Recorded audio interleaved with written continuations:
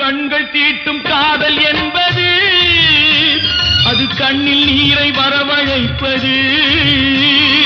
பெண்கள் காட்டும் அன்பு என்பது நம்மை பித்தனாக்கி அலைய வைப்பது. யாருக்காக?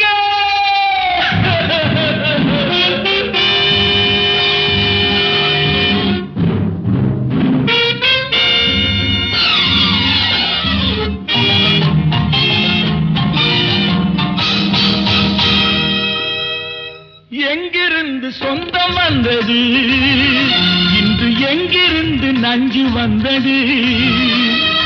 அங்கிருந்து ஆட்டுகின்றவன் தினம் ஆடுகின்ற